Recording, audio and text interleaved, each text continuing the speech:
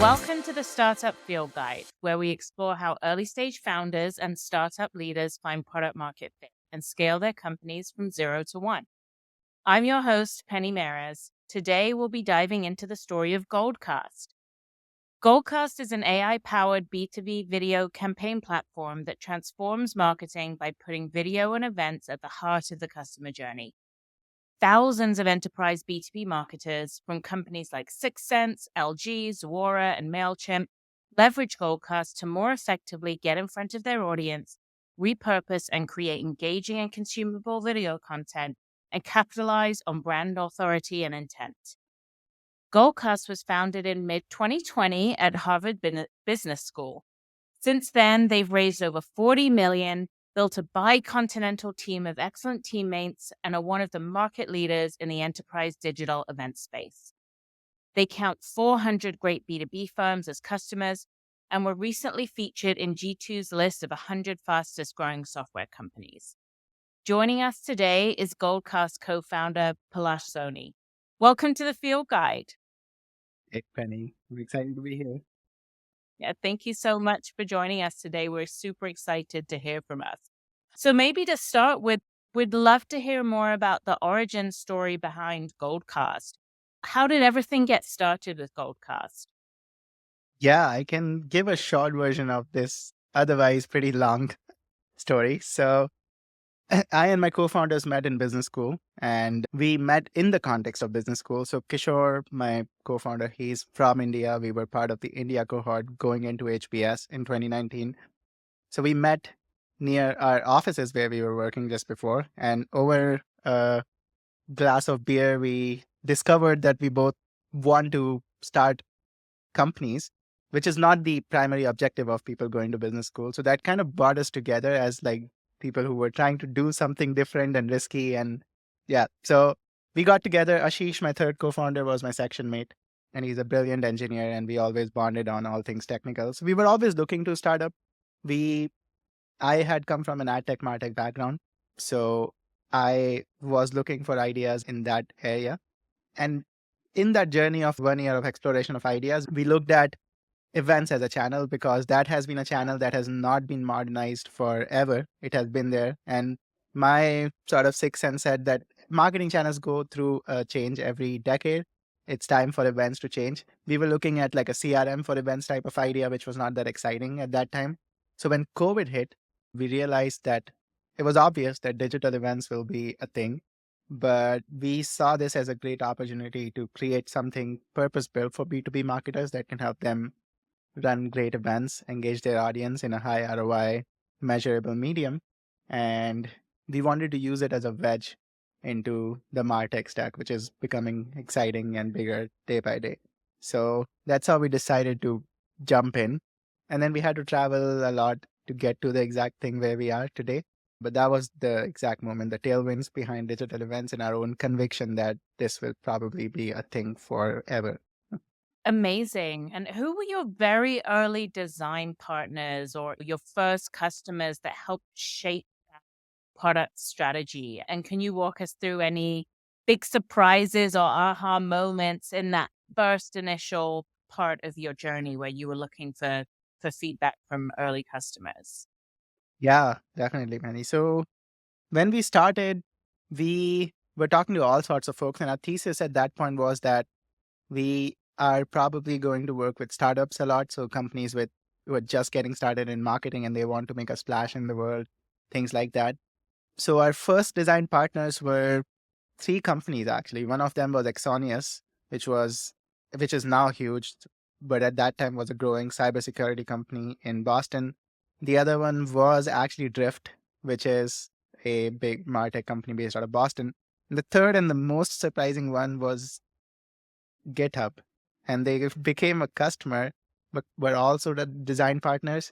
And we had to jump through a lot of hoops to find the right design partners because early on we were working with smaller startups that were very excited, but then did not actually end up following through or were not that invested, which gave us a signal that probably the market of this is in slightly bigger companies. But the fact that we got GitHub to pair with us in that process of design partnership and be really tolerant to all the bugs and all the things that come with working with a 10-person startup, gave us was a huge surprise for us actually, and it gave us confidence that there is market for this product in enterprises. I'm really curious about that you had such a wide array of industries so early on. So Drift is a marketing tool in itself for Yeah, B2B sales, but GitHub, obviously huge developer community, entirely right. different industry. Was Yeah. that a challenge serving different needs of different types of organizations, or how did you grapple with the differences, or was it just the commonality in the product that brought things together for you? Yeah, that's a great question, Penny. So we were going into all of this with a hypothesis, and I feel like that is probably the only like legit way to run a tight design partnership. And our hypothesis was that B2B marketers create about three or four things. They they value three or four things. One is the branding of the event itself, the engagement during the event, and all of the insights and the data and analytics that come out of it. And the fourth, or 3.5, is that all of this should be operationalized in their CRMs or marketing automation. So very simple, but these were like core hypotheses of what they wanted. What the anti hypothesis of what they would not want that maybe others would want is things like ticketing, things like sponsorships, or lots of features for sponsors and things like that, which we thought were not valuable to the persona as to how we imagined the persona to be.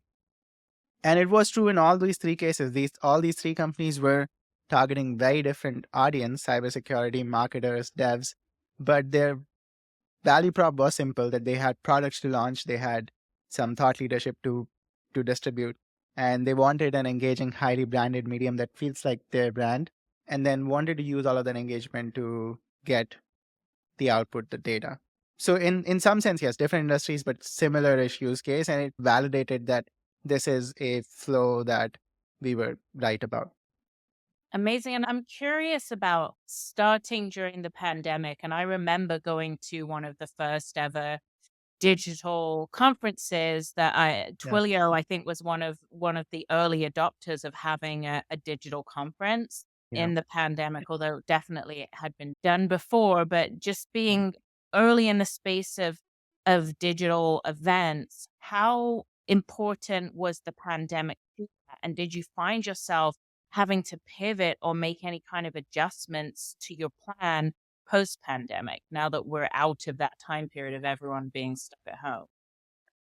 Great question, Penny. So we are very open about the fact that this was an opportunistic bet. So we would not have been here without the pandemic, right? Because the market would not have been here. And just to give you a recap of like where the market was at that point when the pandemic hit, there was a category of webinars which had always been there. It and it was a sleepy, like no innovation category. And then virtual conferences came into being all of a sudden. And by the time we entered the market, so COVID hit in March, we started thinking about in March. In April, lockdowns happened. And in May, by the time we decided, okay, this is the market to jump in, there were already like five companies that had raised $50 million or something by that time. So Wow. it was that crazy. So when we now think we were early, but at that point it felt like we were late to the market. But one thing which we got right, and probably this is because we were late, was that we realized that it's probably best to position digital events as a wedge in the MarTech stack. We always knew that digital events as a category would expand, and that propelled the first 3 years of growth. And it is a decently big category. But we knew that it's a means to an end. And we always treated it as a means to an end. And that is what guided the second stage of our evolution. So as the pandemic was over and we were seeing some customers churn, some customers come in, we were continuing to grow. The common pattern we saw with the best fit customers was that people who are having the most success with digital events are people who treat it as part of their video content supply chain. So they do events, webinars, they do podcasts like this, right? Or customer testimonials, anything that generates like high production, high quality video content. And then they do all of the things that is needed to be done with video content after. So the big aha moment for us post pandemic was that our best fit customers thought like that. And that is where we took the company after. So Now we position ourselves as a video campaign platform, of which events is a part, but we have tools for you to come and record content, and then take all of that content coming from either Goldcast or outside, repurpose it into multiple different content formats with video and text, distribute that content, and measure all of that stuff to keep making the system better in terms of quality and efficiency. So we had some of the components already, right, of this. Like we had the Rails into the MarTech stack to get data in and out. We had existing product components, but this sort of bigger evolution was driven by customers. Amazing. And I think this is potentially a great segue into talking about AI content and all of the great things that are happening there. But I'd Yeah. love to dig into that insight a little bit more. Can you help us understand how you arrived at that conclusion? And I know Yeah. sometimes it can be really hard to pinpoint or say, but can you take us back to that time when you started to realize that it was that type of customer that really made sense to go on this journey with you? How did you begin to parse that out and get that insight? Yeah, definitely, Penny. So this was like a journey with a lot of twists and turns. So I'll try to be short about it. So as We pandemic, love the long version of the story. okay. So as the pandemic was getting over, we obviously saw the effects of that. The good thing was that in our persona, which is B2B marketers, there was stickiness. So we did not grow as fast as, say, other players who had come in the category before, but we did not crash as they did. So we had continued growth, but we knew that it was time for the company to take the next step and to figure out what's next, right? That can power venture growth for years to come. So we looked at multiple angles. First, we were like, okay, let's look at hybrid events because that's what customers are talking about. So we were all at that point also listening to customers. And as we started getting into hybrid events, the market was also forming around it. And we realized that's probably not a good axis to expand because in-person events, virtual events, or digital events, two different way job to be done, right? In-person events, the job to be done is mostly around relationships.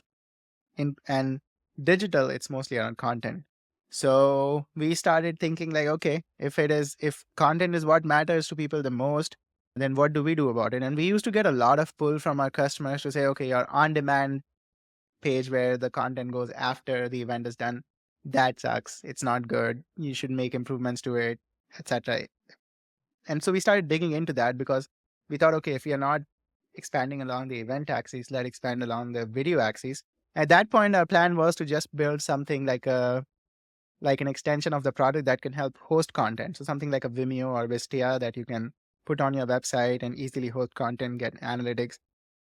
But when we started digging in, people started saying things like they care about the consumption of the content and whether someone has actually signed up to watch the content and how consumable that is, and then they want to take this asset and be able to use it in multiple places. And this was the same time that GPT-3 had come out. One of our customers was like, okay, I want to do all of this. Can you, but just give me like a transcript editor. And I want to be able to just edit the transcript so that when they go on your on demand page, I can change some of the words that are not rightly transcribed by our system. So we started building the transcript editor and realized that now you can actually operate on that transcript that big using LLMs. And that led to a lot of experimentation over the next 3 months, which then eventually led to the release of ContentLab. And the problem statement was simple. People want to treat events as content, and to make content more consumable, you need to be able to operate on it. And video content has been very hard to operate on forever, and AI can make it easy. So that's how the insight for ContentLab came in. That's amazing. So this is your origin story of really the AI content lab and how you got here. So it really was a customer-led journey, it sounds like, by taking on their feedback and also just paying attention to what was happening in the industry with hybrid events and knowing that everything for marketers is ultimately we want it to be a funnel Yes.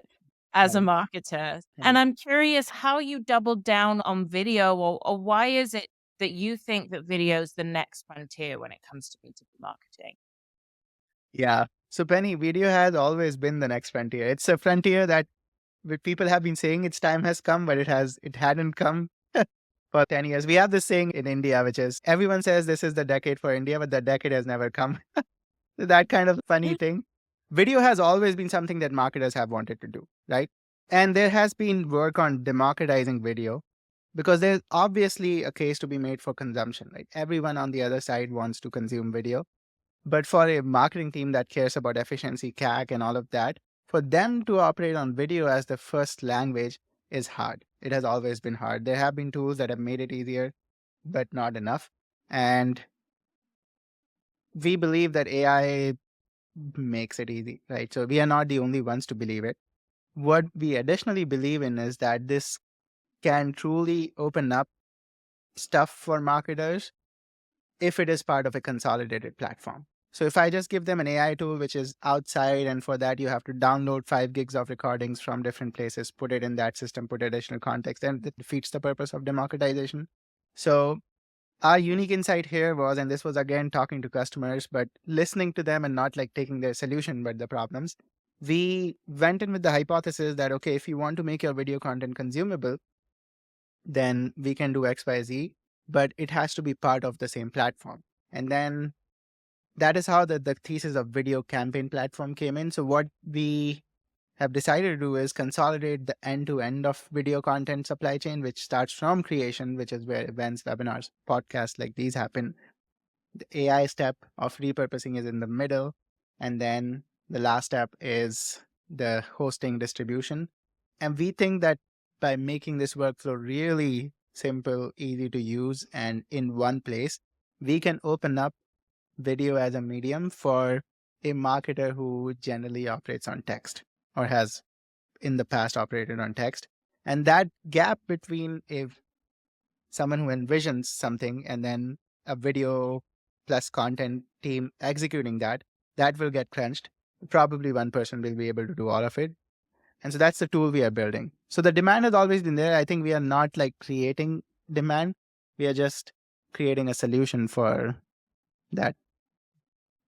So it's a demand that you've seen in the market. And I'll be honest, the first thing I tend to do when I visit a new website or I'm trying to just figure out a new product, if there's a video, chances are that's the thing I'm going to consume first. My guess is that that's the hypothesis that marketers have. But I'm curious what other research was done to validate that video is really the area we need to focus on. Or was it more so just an organic evolution just from what your customers were asking? Yeah, there was the organic evolution, Penny. The other advantage we have was that by this time we already had 200 customers, right? And we already had connections with CMOs. And so we did a lot of talking to our customers to get a sense for whether they are actually looking to do more video or do higher quality of video across the breadth of their team. So we had to do a lot of that. There's also like market signals, right? So if you look at the HubSpot report that came out early last year, the big theme of that report was that short form content is the next tailwind for B2B. And 30% of marketers are able to do it, but 90% want to do it. So there are signals like these that all point towards there being a white space in video. That's super exciting. And what kind of feedback are you getting so far from customers who are trying out AI Content Lab? Super curious to hear what folks have been saying about it so far. Yeah, that's a great question, Penny, because the answer was also surprising. So we are in the classic crossing the chasm kind of stage where the early adopters were the people who helped us build it. So when we built the first version of the tool, it was nothing but like a transcript editor of sorts, very basic, didn't even look like a product. Now it's like a fully baked, very high surface area product.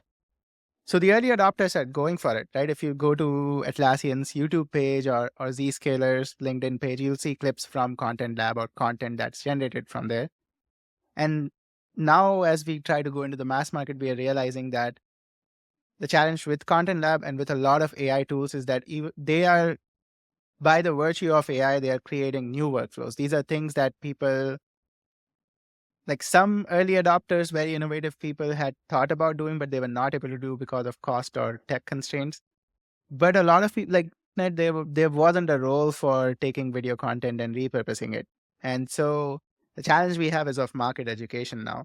that we have to educate the market that this is what you could do and let people figure out like who will do it, right? Whose responsibility is it? Is it the event person's responsibility or the content person on social media? So we are in that again in that like classic state of finding how to cross the chasm and how to get into the zeitgeist of every B2B marketer so that they know what to do, they know how to use it and get forward. Oh, the next fun problem to solve, and there's always something new on the horizon, but just Yeah, figuring out how to educate the market and get it just making sure that people even know it's there as an option is often the biggest challenge, right? So it is. yeah, and I'm curious your take on just AI in the workplace in general, using that to increase productivity and where you see that going as a whole. And even just thinking about AI Content Lab, a lot of times folks are now taking to ChatGPT or searching for AI powered tools to help them with their job. But I'm curious how you're seeing that happening specifically in the realm of marketing. And do you think that marketers have been slower to adopt AI tools, or is there any fear that you're seeing? There are many angles to look at this question, Penny. So we talk to a lot of enterprises also now, and there was this initial like 1.5 years of extreme hype that still is continuing in some ways. And so that pulled forwards a lot of early adopters. A lot of early adopters are out there who started using tools like ContentLab, like Jasper, etc. The mass of marketers are still operating within the walls of the enterprise they are in, and there isn't a good way for them to discover, know, or have a very good, like urgent, compelling reason to adopt besides the mandate coming from top down.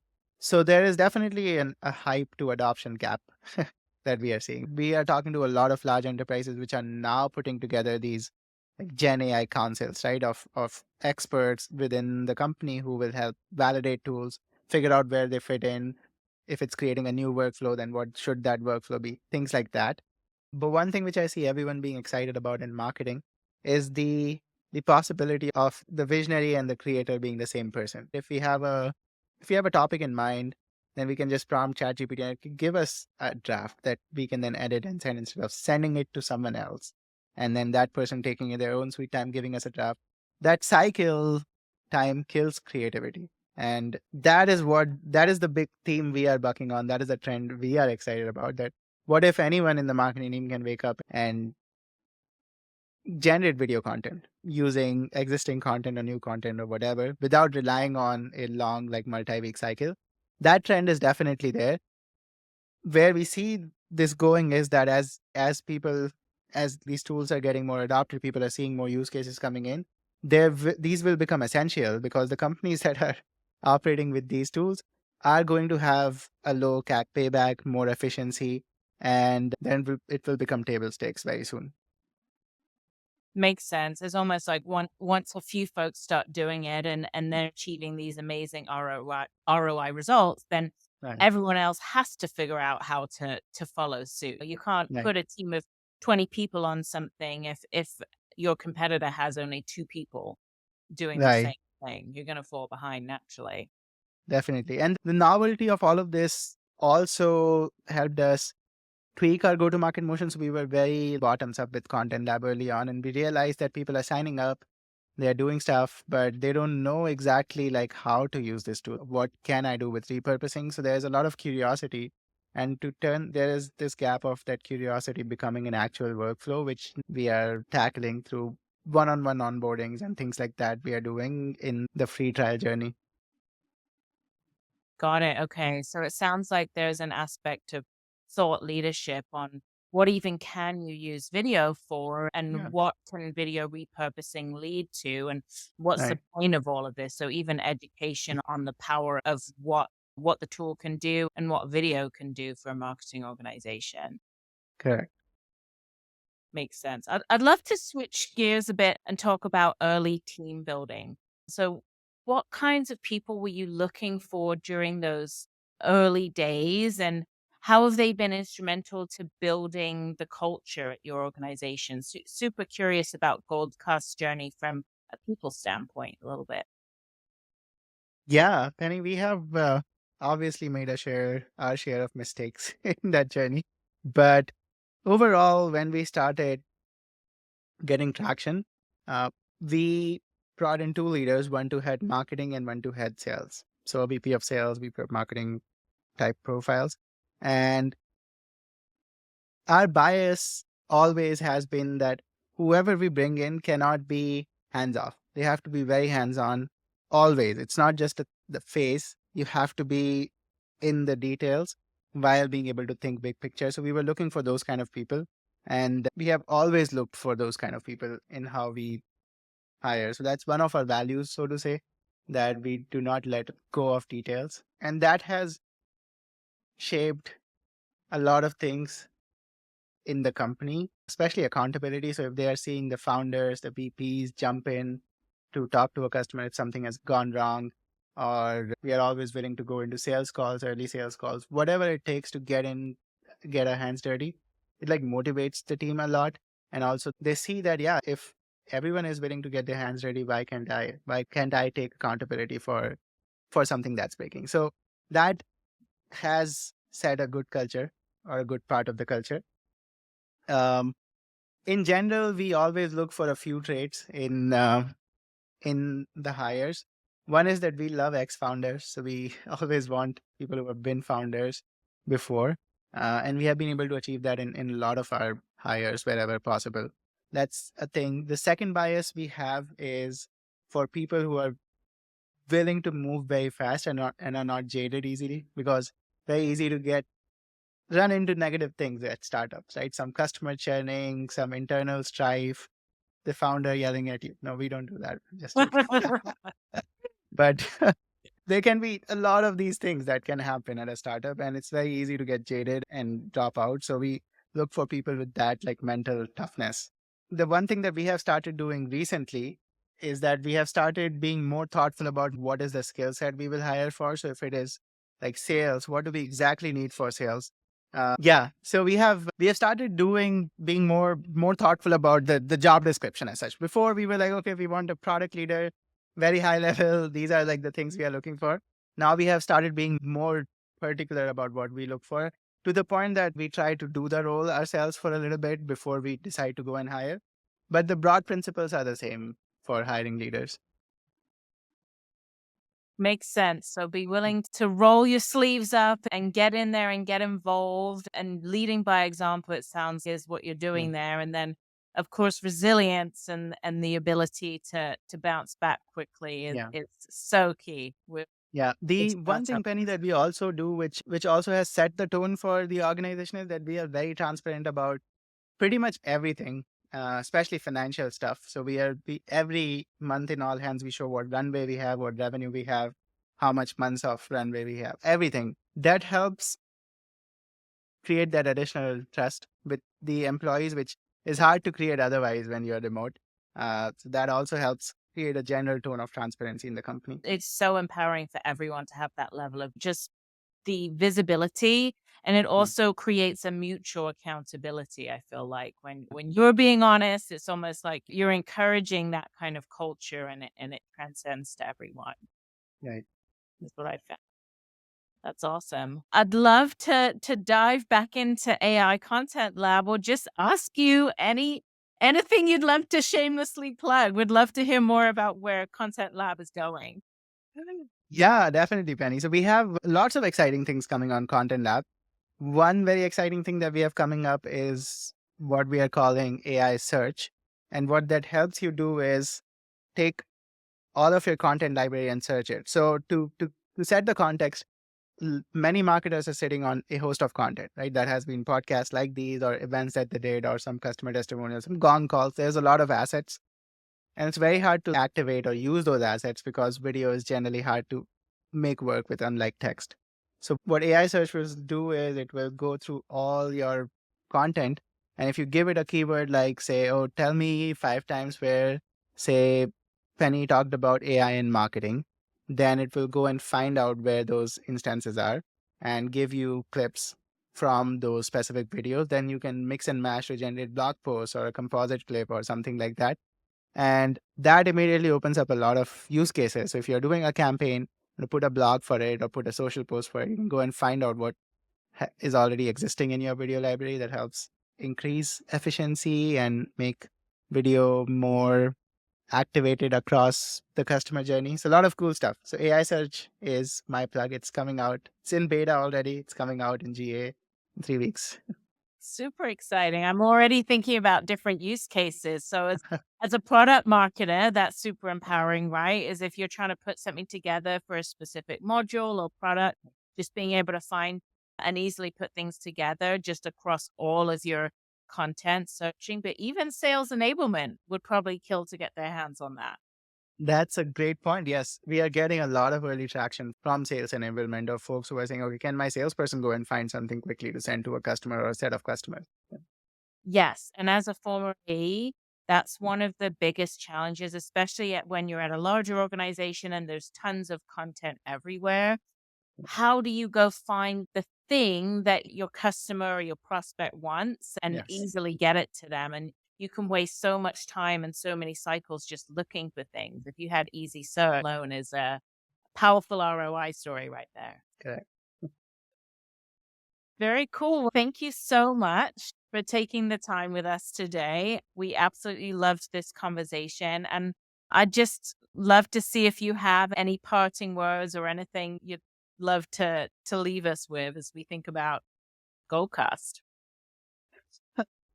No, nothing specific, Penny. We are in this like very exciting stage of evolution where we have come to after a lot of twists and turns. So we think we are in a pivotal stage of the company. So any feedback that I can get from the viewers, the marketers on the product, the story, anything will be very impactful. So please do sign up for the products. A lot of them are free to use, free trial.